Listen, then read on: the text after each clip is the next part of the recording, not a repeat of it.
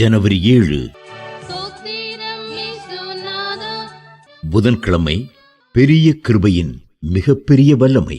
தேவன் மகாமச்சங்களையும் ஜலத்தில் திரளாய் ஜனிப்பிக்கப்பட்ட சகலவித நீர்வாழும் ஜந்துக்களையும் சிருஷ்டித்தார். ஆதியாகமம் 1:21.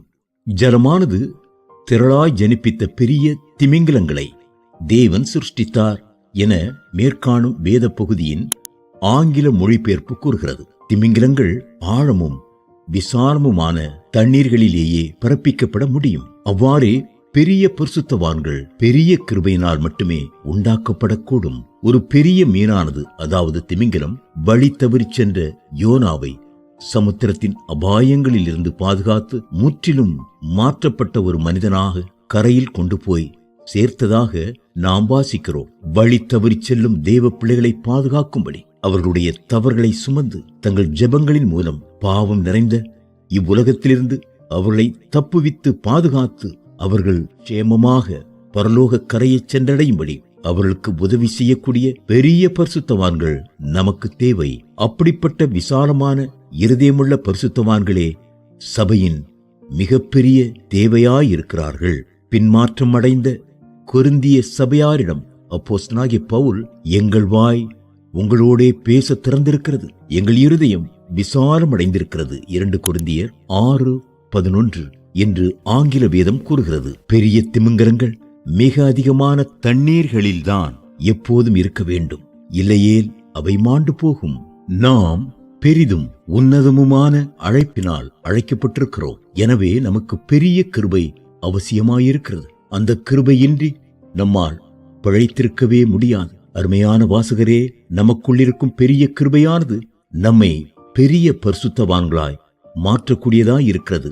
அப்போஸ்தலனாகிய பவுல், நான் இருக்கிறது தேவ கிருபையினாலே இருக்கிறேன், 1 கொரிந்தியர் 15:10 என்று கூறுகிறார். தேவ கிருபைக்கு எல்லையே இல்லை.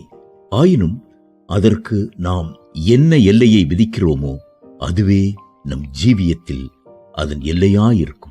பாய்ந்து வரும் நதியானது சமுத்திரத்தில் விழும் முகத்துவாரங்களில்தான் திமிங்கலங்கள் பிடிக்கப்படுகின்றன. ஆழ்கடலில் வாசம் பண்ணுகிற அவை வழி விலகி ஆழமில்லாத இடங்களுக்கு வந்துவிடும் போதுதான் கண்ணிக்குள் அகப்பட்டு விடுகின்றன. எனவே நாம் வழி விலகி ஆவிக்குரிய வறட்சிக்கு சென்று கண்ணியில் அகப்பட்டு விடாதவாறு கவனமாயிருப்போமாக. Morning Manna, January 7th, 2026.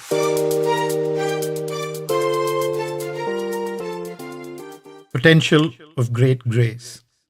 God created great whales, which the waters brought forth abundantly. Genesis chapter 1, verse 21. Great whales can be brought forth only in waters deep and wide. Similarly, great saints can be made only by great grace. We find a great whale protecting the erring Saint Jonah from the dangers of the sea and bringing him to the shore as a changed man. So also, we need great saints who protect erring saints, who bear the mistakes of the people of God and protect them from this world of sin through their prayers and help them to reach the heavenly shore safely.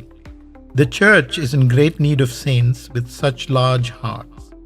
St. Paul, while speaking to the backslidden Corinthians, says, "Our mouth is open unto you, our heart is enlarged." 2 Corinthians chapter 6, verse 11.